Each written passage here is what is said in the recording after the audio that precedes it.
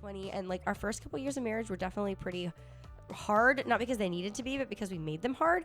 Sometimes there's a choice between something good and something good, not something bad and something good, not something right and something wrong. I like this quote. I don't know, I think I might have made it up, but it's okay to be mediocre at something sometimes. Like, we can't always be the best. And like, it kind of goes back to your thing. We can't always be just on the top of the world in every area of our motherhood and our housekeeping and everything all the time. And there's seasons of life, and it's okay sometimes. Like, yes, maybe you were a mediocre housekeeper, but you were an amazing mom today because you took time for your kids. I'm a little bit proud of my business. Little business. A little bit proud of your little business. Yes.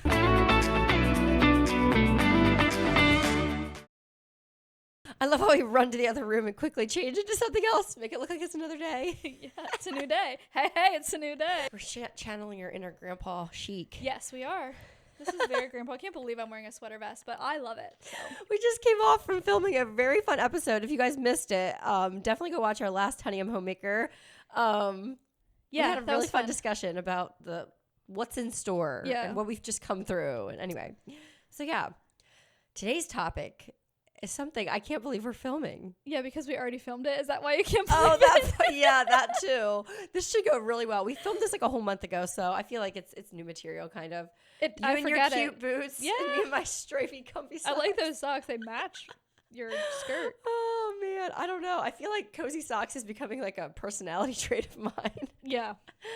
Oh man. Anyway, but yeah, so we'll try this again, take two. But no, the reason I was saying I can't believe we're filming this one is because how are we old enough to say like 20s in the past tense? Yeah. 20 things we learned in our 20s. Oh, and for me, it's old news for me. I've been 30 you're for barely not in your 20s. 2 years, almost. I'm 31 and a half. So I was gonna say. So do you even remember how you celebrated your 30th? Yeah, I remember it. Yeah, it wasn't. I mean, it was fun, but did you end up going on a trip then later? Kind of. I'm trying to think. That was a long time ago. 2021. You had some sad things happening. That the week of was kind of depressing. But my husband had planned a group outing date night, and that happened the week before, so that was really fun. There was no sadness yet at that point. And then we did go to Texas, but that was a year later for kind of like for his birthday. And then we had our 10-year anniversary too. We went to Mexico the next year. So we didn't do anything like right on my birthday, but we've done quite a bit of traveling in the last year. So, how did you feel like when you went from 29 to 30? Like, do you remember? Like, was that a big deal for you? I made it a big deal. I did. Like, I made it a big deal of like, you only turn 31, so you might as well get all the celebration in that you can. Oh, that way. Yeah, I see. No, like I made a big deal about it, because as you should. Yeah, no, but it wasn't like. Mennonites don't make a big deal about birthdays like the rest of the world does, I don't think. You don't throw money around as much either on it. No. I wasn't like sad really. I mean, it was the end of an era. Okay. Yeah. Everything feels so poignant. I just turned 30 like 3 days ago, and I'm just like still wrapping my brain around it. I just had to say that out loud for the first time ever. Yeah. It definitely like hits different. Like I'm a 30-year-old woman. I mean, it does like, how you have to write a new year at the beginning of every year. You have to takes a while to get used to it. Like I have been writing the digit with a 2 first for the last 10 years. Yeah, it's crazy. So it is a big change, I think, and that's fine. It's a big milestone. Whatever. But yeah, I feel like there's so many things I learned in my 20s that I'm excited to take into my 30s. Like I have that under my belt, things that hopefully I've learned once and for all. Right? You can only hope. Probably not going to happen. Well, I think you live so much from 20 to 29. That's the other thing. Yeah. I mean, even for everyone, like so many big things happen. From 20 to 30, it's just hopefully not much person. Changes. Yeah. No, from 20 to 30, but then 30 to 40, it's like even anybody who's like, let's say an 80-year-old looking back, from 20 to 30 usually is like a lot bigger of a leap than 30 to 40 or any other decade. Everything changes. Everything does. Yeah.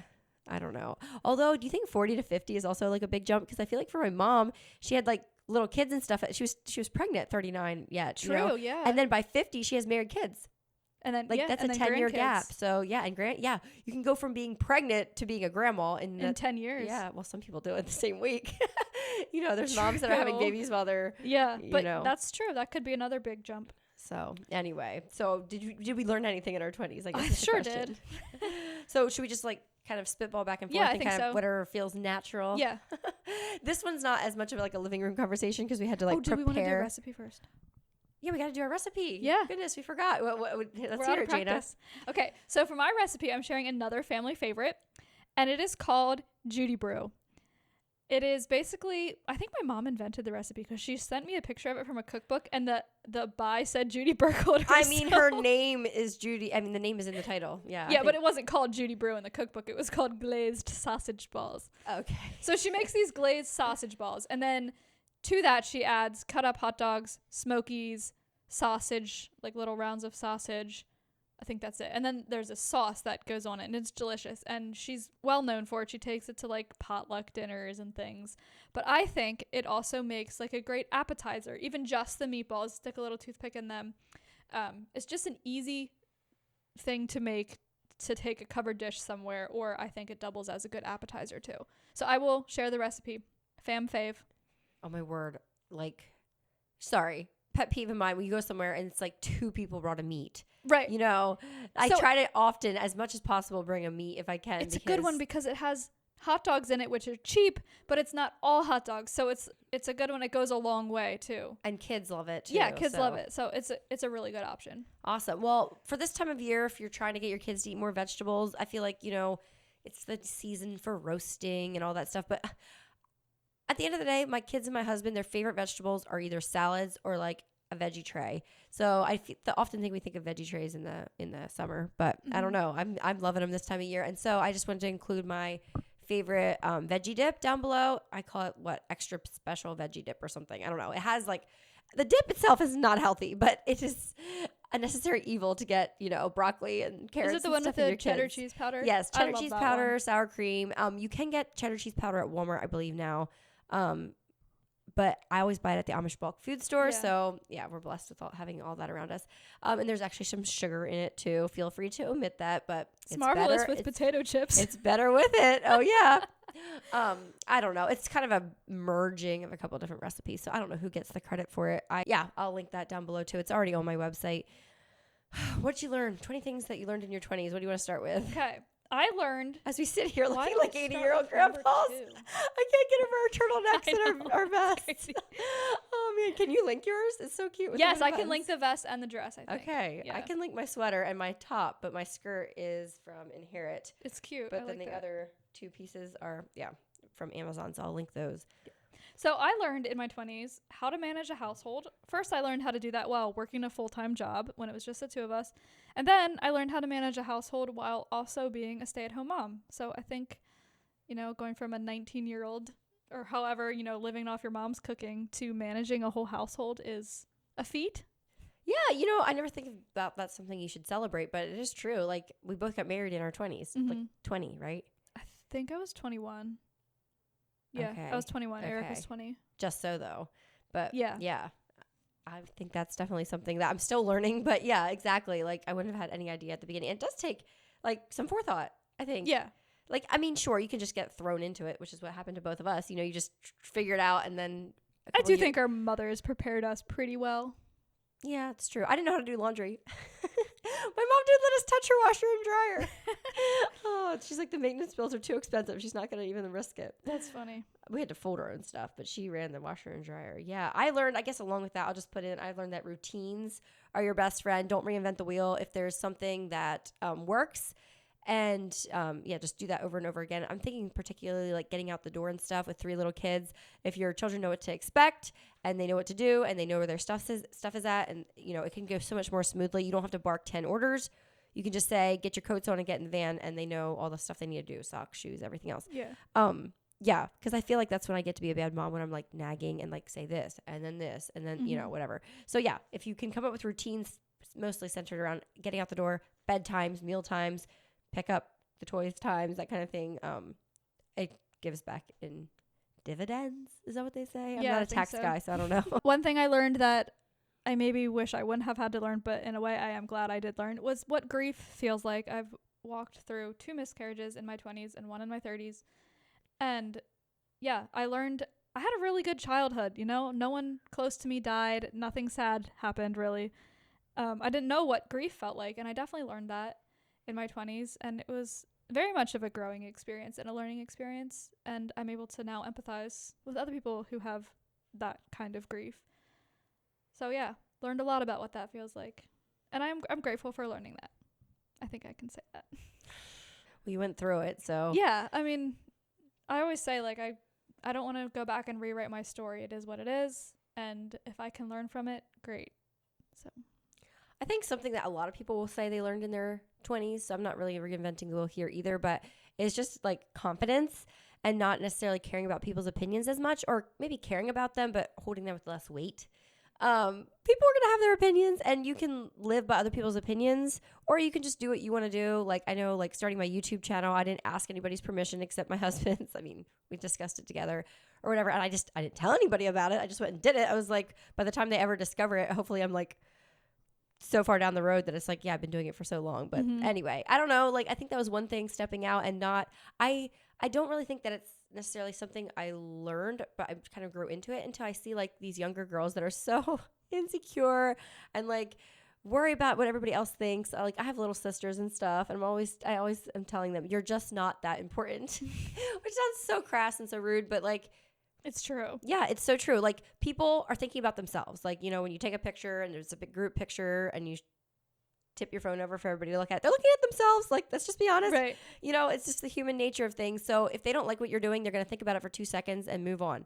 I mean, you need to have the approval of God, of course. And, you know, if you're married, a spouse or something. But I don't know. I think sometimes if you ask too many opinions and get too many thoughts, cooks in the kitchen, whatever, it just muddles things up, and you're just trying to find maybe an exit strategy to get out of what you think you're supposed to do or whatever. Yeah. I don't know. So yeah, just have the confidence to be who you are.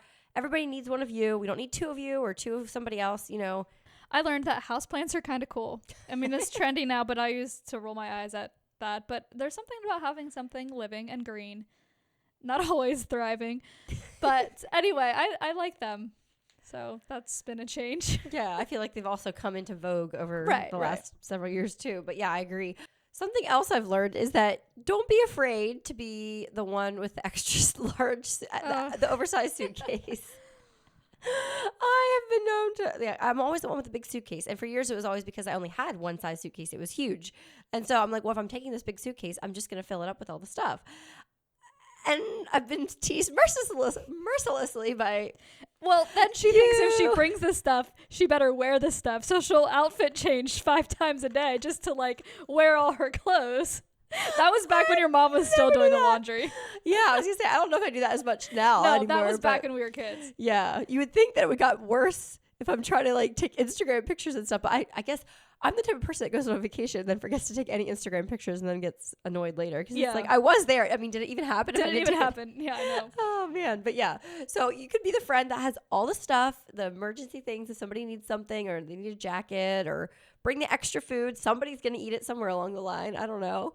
And if somebody teases you about it, just they'll be the one coming to you when they're in a pickle. When they need an extra pair of underwear. Or just don't come ask me for my toothbrush. I don't pack 2 of those. Yeah, gross. Oh, my word. What? My birthday trip. We went to Brooklyn. Yeah. I didn't even talk about what we did for my 30th birthday. But yeah, we went to Brooklyn, and I went to get my toothbrush, and it was already out. It was already wet. I was like, what is this? I have like these cute toothbrushes from Target. The one is white with gray bristles, and the other one is white with white bristles. I have those same ones. Yeah. He's like, I'm like, Josh, why did you use my toothbrush? He's like, I used my toothbrush. So he's been using it. I'm like, what? He's been using How long have you thought this was your toothbrush? I was like gagging as I was saying this. And he's like, you told me mine's the one with the gray bristles. I said, no, yours is the gray one. I had a gray one too. Oh, my word. I couldn't brush my teeth, clearly. And I was like... Well, if you just use the other one, he's never used that one, no, apparently. But I thought mine was packed. And he thought his was packed. Because there was... so you only had one. Yes. Oh, my word. Oh, that is funny. So, we were going out for supper. And so, I just didn't brush my teeth. I chewed some gum. And then later on, yeah, we got a toothbrush. Toothbrush acquired. But yeah, that's hilarious. That was awful. We're not the toothbrush sharing couple. I don't know if it bothers Josh, but it definitely bothered me. I think I'd be a little grossed out. I mean, now that I knew it, I can't unknow that. I'm sorry. Right, yeah. So I also learned about a mother's love, thankfully, in my 20s. One of the best things I've learned. You will never not worry about them. That is also something I've learned along with that. Like, when I heard Jack's heartbeat for the first time, you know, in anticipation of that doctor's visit, I thought, once I hear this heartbeat, like, it'll just be such a weight off. I won't worry about this baby anymore. Like, once I know there's a heartbeat, then so naive, right? Like, I heard that heartbeat, then I was just worried about the next thing, the next milestone. Like, you will never not worry about your children. Or, yeah. So, and I think that just goes along with the deep love of a mother. So I was very pleased and honored to learn that in my 20s. Yeah. I mean, it's like I told Josh, I feel like life only started when we had some kids. Yeah, like, it's I don't true. know. I guess along with that, I'll just say that I learned that anxiety is a real thing. I had a friend growing up as a teenager that would often talk about like anxiety, and I just couldn't sympathize at all. Like, I mean, she was on some medication and things, and I was like, it sounded terrible, but I'm like, well, just tell yourself it's not true. And then your heart will stop fluttering and like whatever else. It's just, no, it's not like, I mean, I didn't say that out loud. That's just maybe what I was subconsciously thinking. I don't know. I mean, I believed her, but I just didn't understand. And like, I experienced that for the first time in my 20s, and it was awful, and something I still come kind of in and out of from time to time. I feel like once you have that first episode and you know, oh, that's anxiety, then like you can identify it you more. know, you notice it when it happens again, like whether it, I don't know, like, because I've experienced all of a sudden the have to same go to the thing. bathroom. You're not hungry. You're like, Yeah. your everything feels up in here instead of, yeah. Anyway, it's just not nice at all. It feels like you're looking through life in a whole different lens, and I don't know. Anyway, so I've definitely I don't have lots of tips and tricks on that or anything, but I've learned that it is a real thing, and that it's something that sadly even Christians deal with. Mm-hmm. I have learned that friendship is worth all the effort. I just appreciate and value the close friendships that I have so much. And it does take effort. I mean, it takes effort to plan the girls' nights and the play dates. And I just don't want to take my friends for granted. And I want to continue to pour into their lives because they've given so much to me. They've been there for me through the hardest moments and some of my best moments too. They've been there. And it's worth all the effort. And sometimes, especially as adults, adult friendships take effort sometimes. They're not as easy as when it's just like my three best friends are sit beside me in homeroom. And your friends are your life when you're teenagers. Like, that is hanging out with your friends. Like, that is your life. When you're an adult, your family is your life. So the friends, it's almost second, and it should be. Yeah, you shouldn't be laying in bed at night texting your friends like you did when you were a teenager. Right, exactly. It should be second to your family, but I still think that it is so important. And I think my friends in some ways define who I am, or they influence who I am. And good friends are so important, and I have very good friends. And so I just want to continue to remember that they are worth it. Yeah. That's a topic we've thrown around talking about at some point for an actual 40-minute episode sometimes. So I don't know. Is that something you'd be interested in? Or if we did talk about it, what should we talk about in regards to friendship? Because it's definitely more of a delicate thing, I feel, as you're an adult and like your friends are becoming adults. And like, I feel like, do you feel like your friendships have changed a lot in the last 10 years? Or are you surprised how many friends you still have that you had when you turned 20? I am amazed how many of my close friend groups I went to kindergarten with. Like, wow. Honestly, it's, yeah. Proximity is a lot too, yeah. You know? Like, I never thought that I'd be friends with these same people, and maybe we weren't, like, you go through phases too. Like, some years we weren't as good friends, but yeah, most of my really close friends were high school friends for sure, and some of them go all the way back to kindergarten. Yeah, and the friends that are the real gems are the ones that you can like pick up again, even if it's been a little bit or whatever. Mm-hmm. I feel like we saw each other all summer long, like all the time, and then like fall and winter came and sicknesses came. Yeah, like, it's been a while. It's been a little bit. I've learned to never sleep on the couch. This is maybe a little vulnerable, but I got married at 20, and like our first couple years of marriage were definitely pretty hard, not because they needed to be, but because we made them hard. Josh and I both have like stronger personalities, which I've learned that God can really use that too. It can be a very good thing, but at the same time, like we would get mad and then we get over it, no big deal. But I often would go, like, not often, but periodically I would get so hopping mad at him. I'm like, I am not laying in bed beside this man.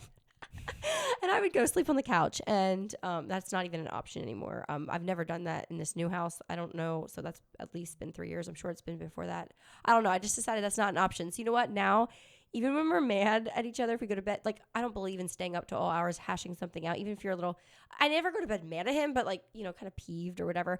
I feel like it's hard to go to bed mad at your husband, like truly mad, knowing they have to drive in their vehicle off to work the next morning and you might not see them again. You know what I mean? Yeah. So I might be peeved at him. We might not have everything resolved, but I'm still putting my ice cold toes on his leg and I'm still going to cuddle up beside him and go to sleep. So I definitely don't think you should start that. If you haven't started it, don't start it. Sleeping on the couch never resolves anything. Yeah. And he never knew I was on the couch. He was just snoring. No, he doesn't snore, but he was laying in his bed sleeping. I tried it a couple times and I got carried back to bed. Oh, like Eric so does not allow it. Is he the cuddler then too? Yeah, more so than I am probably. Okay. Cuddling sometimes makes me claustrophobic and I kind of hate that, but it's just like the nature of the beast. I mean, I like it for a little bit, but I'm the first one to break over. away. Yeah, it's not. But yeah, the putting your toes on him, I do that. That's okay. Especially if you're peeved. Yeah. I have learned that everyone does things differently. In motherhood, in housekeeping, in relationships, in schooling preferences, there is not always a right and wrong, a black and white. You can do something differently and you can both be right. Sometimes there's a choice between something good and something good, not something bad and something good, not something right and something wrong. It's okay if not everyone does things the way you do. But I think some people can come across sometimes, well, this is how I do it. And they're like trying to impose a lot their of people idea come on you. across that way. Like, okay, that's great. That works for you. You're not raising my exact 3 kids or whatever. You know, you're not coming at it with my sleep needs. Like, I need sleep or like, you know, whatever. It's awesome to hear other people's ideas and stuff. But spit out the bones and take what works for you. Yep. Definitely. You know, this is really fun. I was really annoyed when we couldn't use that first take. Yeah. But like, I don't know. Are you having fun? I'm not bored because I don't remember what I said the I last thought it would time. be so Some boring things are going coming over it back. again. I'm like, oh, I remember I said that last time. I don't want to say that this time. I mean, how often whatever. do you rehash the same conversation with your friends? Yeah, I don't mind it. I'm having fun. Anyway, another thing I've learned is that minivans are nice. I'm not going to shout that from the rooftops because it's kind of embarrassing to even that I say that. But yeah, I've learned that in my 20s. The minivans are nice. I was never the type of person that was going to be like, we will never get a minivan, because deep down I knew that someday we were going to get a minivan. We were all going to get a minivan. Even my friends that were saying minivans are so dumb, guess what? They all have a minivan too. So, and we all hate how much we love them. Yeah. That's so true. Hate how much I love it. I love that. I learned that somebody will always have nicer things than you. Somebody's always going to have a nicer minivan. Josh didn't think so. It's okay. Like, you might have the nicest of one thing, but you can't have the nicest of everything. And there's really no need to try. I mean, somebody's always going to have something nicer. Someone's always going to be better at something than you are. Just learn to be okay with that. As soon as you're on the top, you'll be there for 30 Someone seconds. will knock you down. And it's almost dangerous to like taste being at the top, because then you know what it was like and you're not there anymore. Yeah. I don't know. I can't identify necessarily, but yeah. I have down here, don't wallow in hard things. I think that's something I've learned. It's like I tell my kids, troubleshoot. You know, if something is not working, you're really frustrated. Every Sunday morning, you're just like sitting in the vehicle stewing and like, wow, I was a bad mom this morning again. You know, be creative, troubleshoot, think how you can like be proactive and think of a step-by-step, not a solution, but a way to better the situation, and maybe ask for advice or look into it, do some research. I feel like sometimes we get out of school and we forget that, you know, you can research stuff too. Yeah. So yeah, don't wallow in the hard. Sometimes there is just hard you can't do anything about. It's just is what it is. But sometimes there's things in our control that we just don't even think to try to improve. So yeah, if there's something that you find yourself consistently being annoyed about, or like it's just a pain point, yeah, look into it. Yeah. I learned about birdies, 9 irons, double bogeys, and par. In other words, we were thrown into the world of golf. Yeah. A moment of silence for all the golfing wives. Yeah. Solidarity. I actually don't hate it. I'm very glad that Eric has a hobby that he loves. I went with him the other month in Texas, and like he was almost a different person on the golf course. Like just so like he said the same thing over and over again when he got excited about something. I forget what it was. I was like, yeah, you told me that. I don't know. It's just like a little boy almost. And it was very nice to see. I really enjoyed it. Like, I feel like grown men don't get passionate about stuff as often as when they're like younger. So it is fun. Yeah. And it reminded me of like the skateboarding days when he was all into his skateboarding. and just so passionate about it. And that's who I fell in love with. So it was really cool to see him in his element again. And yes, we do complain about it and it gets annoying sometimes. And sometimes I do feel like he maybe overdoes it a bit. But overall, I think it's been a good thing for him. And therefore, if it's a good thing for him, it's a good thing for me. And like we were talking about this too. Like I feel like we were born cousins. I mean, we were practically, our moms were always together as when we were babies and everything. But like, I feel like we rekindled a friendship kind of over the golf thing. Like the guys are off golfing. What are we going to do? Yeah, or like whatever. definitely. So I'm like, what if Josh was golfing with somebody that you didn't like? they didn't have any wife at all. Or like no fun wife. No, I don't think we would be as close as we are now if it was not for golf. Would this podcast exist if it was not for golf? That's a stretch. I don't know. I don't know. That's true though, because we used it as a bargaining chip. We do. Like we always watch the kids and they go golfing, and so we're like, we can like do it without guilt. We can chat in front of a microphone like once a month and not feel guilty. So maybe it's all because of golf. Don't tell them that though. Don't tell them. I have down. Sometimes you have to let go of something for the importance of something else. I'm not going to touch on that too much. We talked about it in our last podcast a lot about like, I like this quote. I don't know. I think I might have made it up, but it's okay to be mediocre at something sometimes. Like we can't always be the best. And like it kind of goes back to your thing. We can't always be just on the top of the world in every area of our motherhood and our housekeeping and everything all the time. And there's seasons of life, and it's okay sometimes. Like, yes, maybe you were a mediocre housekeeper, but you were an amazing mom today because you took time for your kids or whatever. Yeah. So that's just fine. Yeah. I learned that a thing that is cleaned will not stay clean. I mean, when my mom cleaned the house, I didn't really care if it was dirty 2 hours later. But when I cleaned it, it had better stay clean for at least 30 minutes. And it just doesn't. I mean, it's just, if you know, you know. Yeah, exactly. I learned the beauty of the Notes app and the Google Calendar, especially I'm very ADHD-ish, unlike Jayna here, and like my thoughts are always flighty and stuff. So if I have a Google Calendar and my Notes app, I use my Notes app all the time. If you guys are not using it, almost every phone comes with one, or download one that you love, or there's aesthetic ones out there too. But I mean, I'm using it right now. But I use it for everything, for like when my kids say something cute, for a grocery list, for, I mean, just about anything. Yeah, it sounds like a stupid little hack, but I didn't use that like in the first probably half of my 20s. So I learned in my 20s that I could make my hobby of sewing into a little side business and have a hobby that actually generated some income instead of hemorrhaging it, like like golf. Yeah, okay. Why are we talking about golf? I don't know. Let's stop. It is a 4-letter word for a reason. It is a 4-letter word for a reason. Oh, anyway, they could be like tractor pullers. You know how much that or motocross, like the stock car racing, NASCAR. Yeah, and at least it's a safe hobby. Like they're not gonna hurt themselves too bad on the golf course. So anyway, Josh throwing his 9-iron around might be beware of Josh's irons getting hurled. Anyway, yeah, I love sewing, and it is such a joy to sew pretty things for other people. I really enjoy it. I think it's amazing. I think I would get. You don't get board of it. Like, no, I don't. Because you always have a different. There's always a different show to watch while you sew, I guess. Or a different audiobook. Multitasking is finest. Yeah, I don't know. And there's always pretty fabric. There's always a different fabric, or I don't know. I do really love it. And I guess I just am a boring person because I don't get bored of it. No, that's awesome. It's called faithfulness. Yeah, I'm actually kind of amazed how long I have been doing it. Like people, I don't know, some people that I don't know really well, it seems like every time I see them, they're like, so are you still sewing? I'm like, yeah, don't plan on stopping. It's like been a decade. They're just like waiting for me to give it up, I guess. Yeah, it's so funny. But it's been, I don't know, 4 years at least. Yeah. Hey, that is really cool though, because like I remember you used to make all kinds of little knick-knacky things, and like, they weren't money makers, but you were having fun and you were learning. Like, didn't you used to make like piece little quilt patches? I did that for a while. I crocheted for a while. I made custom dresses and things. I did do dresses for a little bit, but yeah, God can take something that you enjoy, and if you're maybe needing some money or a side hustle, you can probably monetize it in some way, possibly. Yeah. I didn't plan to. Like, I didn't think I could, but it just kind of gradually grew into that. So, yeah, I'm a little bit proud of my business. Little business. A little bit proud of your little business. Yes. I do have a few more on my list, but maybe I'll just pick this one instead. You can be just as happy in a small house as a large house.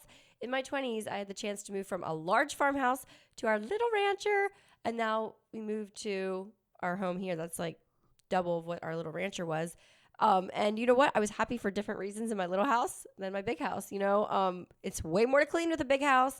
And you can't have every nook and cranny looking just how you want it and everything aesthetic. Whereas if you have like a smaller apartment or something, I feel like you can put more time into every space and you only allow into your home what you love and what looks like pretty to you. But then also I love the big house for like hosting and things like that. Even though it's never all clean at the same time. So I would just say wherever you're at in life, I know we are all in different situations and spaces and stuff. Look at the good angles of it because I've experienced good things at a small house and a large house. So yeah. Very true. So at the end of every episode, we've been trying to encourage you guys to have one takeaway from the episode or something you learned, something that inspired you. An action step. Yeah. So we thought we should also be doing that because like I mentioned in the last episode, these conversations are very inspiring and fulfilling for us too. So this one we thought we would talk about what we want to see grow in our 30s or what we want to work on in our 30s. So that when we're 40, we can do an episode of things we learned in our 30s, and it can be so good and so inspiring for everyone. Are we still going to be here? Yeah. Are you guys still going to be here? We're going to be on a stage. Just kidding. We'll take it one episode at a time. Yes. Anyway, that's kind of yeah.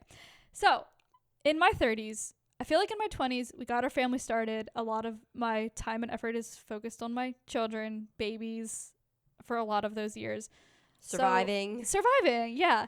So in my 30s, I want to make my marriage a priority so that when I'm 40, I can look back and say, wow, the last 10 years have been great for our marriage.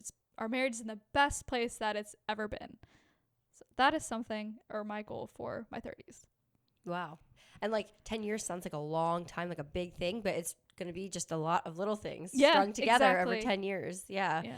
I think for myself, there's a lot of ways I could go with this, but one thing I definitely want to become stronger in my 30s is I feel like I was a baby Christian kind of in my 20s, and now that I got kind of the meat, not the meat and bones down, like I didn't get the fundamentals down, but like I want to stop drinking maybe so much milk and start to do maybe a little bit more, like just looking into things more, why I do believe what I do. Maybe finding verses for them, like studying some Greek. I know that sounds like kind of crazy, but that's the original, like the text of the New Testament and everything. Because the devil is out there like a roaring lion. False teaching doesn't look like blatant lies. It looks so close to the truth. It's just twisted. And so if I'm going to be able to see the twisted truth, which is ultimately lies, I'm going to have to know what the truth looks like. If I look at, I just want to be in the word more, study it more, and maybe also look into some more like, I was going to say pop culture. That's not right. What is it? Current event type topics, feminism and things like that, and figure out what, like, I'm sure there's a few good things about feminism and stuff too, but like, where do I actually stand? And just becoming like, not arrogant and having like, this is the highway, but just be like being a student again. It has been a while since I was like in high school and stuff. And I don't know. More Bible study, more of that kind of thing. Of course, there's so many other goals too in life, but yeah, teaching Sunday school has forced me to do that, to study actually instead of just consuming, just reading mindlessly. But yeah, so you should sign up to teach women's Sunday school. I have done that in the past, and wow. It does force you to study. It's amazing what you can learn just by, But no, I feel like But you can do it on your own. I was going to say, I'm very much a goal setter. Yeah, so you are. You can do that. I will do it. Yeah. So yeah, I hope you guys enjoyed this one. Thanks so much for being here, and we'll see you in the next one. Bye.